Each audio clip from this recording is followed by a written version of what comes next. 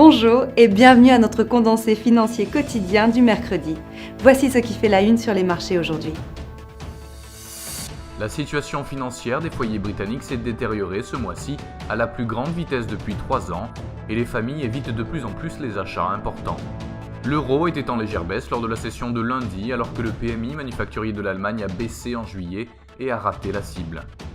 Le ministre de l'énergie saoudien a déclaré que la croissance de la demande en pétrole ferait plus que compenser la hausse de la production américaine en 2018 et mènerait à des conditions plus saines sur le marché du pétrole.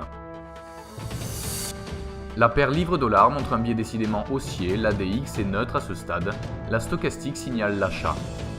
La paire dollar-yen se déprécie rapidement, l'ADX signale la vente, le CCI montre un biais baissier. Le cours du pétrole brut semble solide, le Commodity Channel Index est neutre à ce stade, l'ATR montre une faible volatilité. Le cours de l'or est solide et positif, le ROC indique un élan haussier grandissant, la stochastique entre dans les zones de surachat.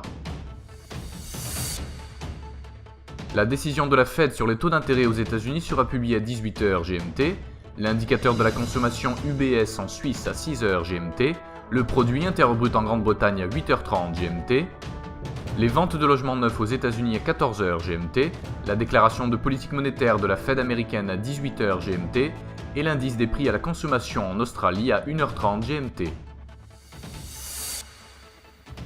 Nous espérons que vous avez apprécié nos perspectives marché de ce mercredi. Nous vous souhaitons de la part de toute l'équipe une journée productive sur les marchés.